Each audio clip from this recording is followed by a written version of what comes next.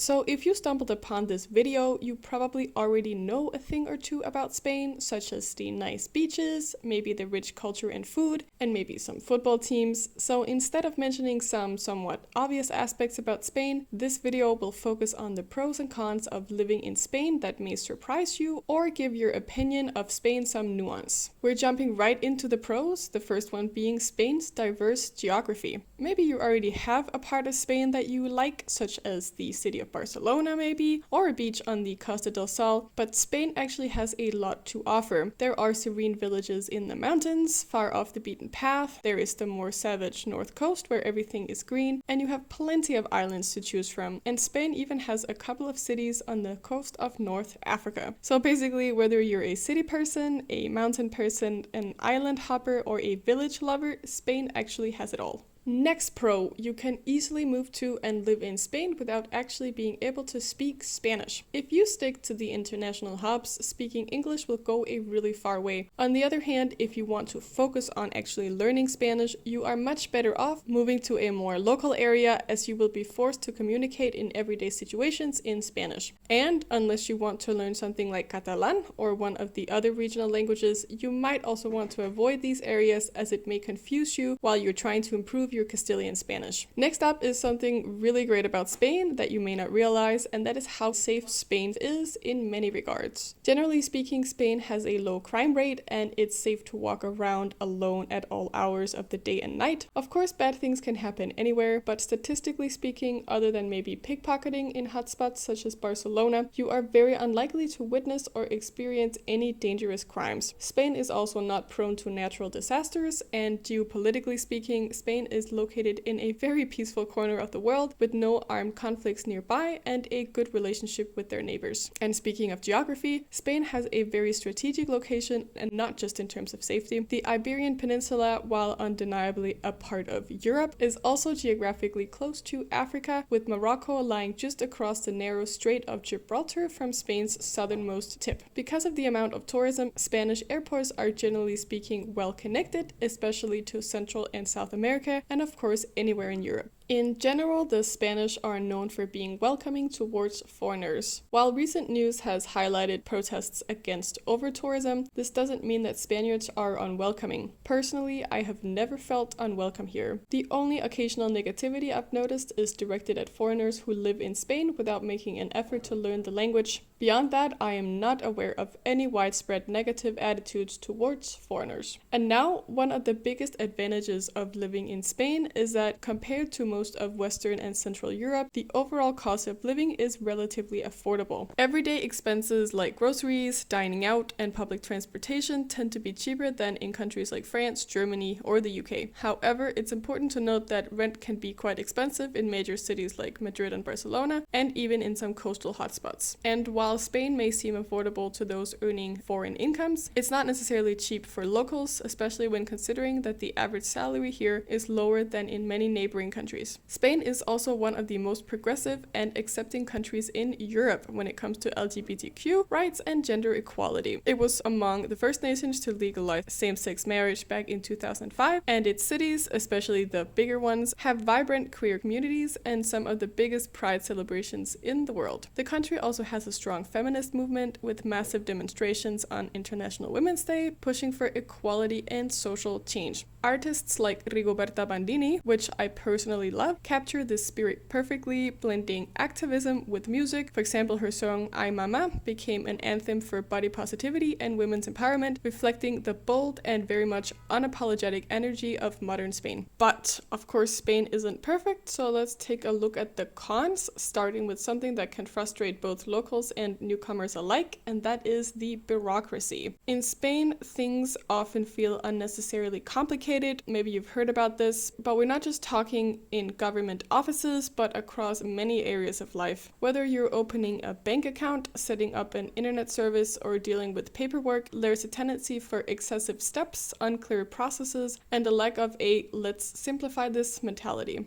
Even small tasks can take longer than expected, requiring patience and persistence. As an example, I had to open a bank account a few years ago for the purpose of using a local investment broker, and getting this account took a month plus and required several phone calls and even sending a registered letter. It's worth noting that being a foreigner without a Spanish ID makes everything even more complicated. Another major downside is that salaries in Spain don't always match the cost of living, as we previously touched upon. While expenses might seem low compared to other parts of Europe, wages, especially outside of high demand sectors, can make it difficult to afford a comfortable lifestyle. This doesn't just affect locals. If you get hired by a company registered in Spain, you may find that your salary is lower than what you'd earn for the same role in another European country. Spain has the unfortunate mix of low salaries combined with high tax on income and social security, which doesn't necessarily leave you with a whole lot of disposable income.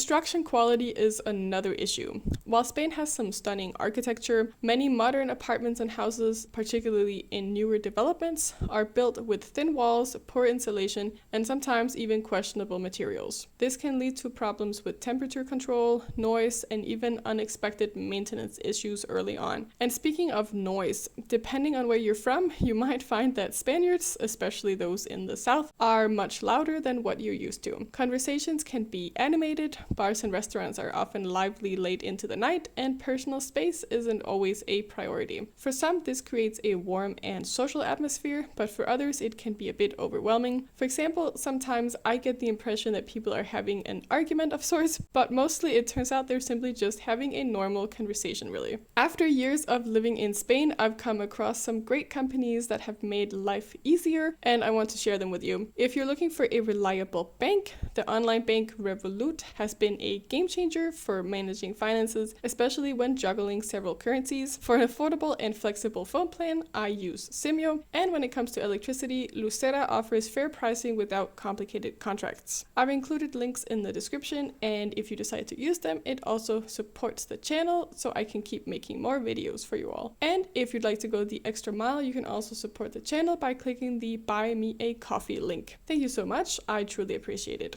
Now, I'm very curious to know what you think about the pros and cons of living in Spain, and if you think there are any important aspects that I have missed, perhaps. Alright, thank you so much for watching. Don't forget to subscribe, and see you in the next one. Bye!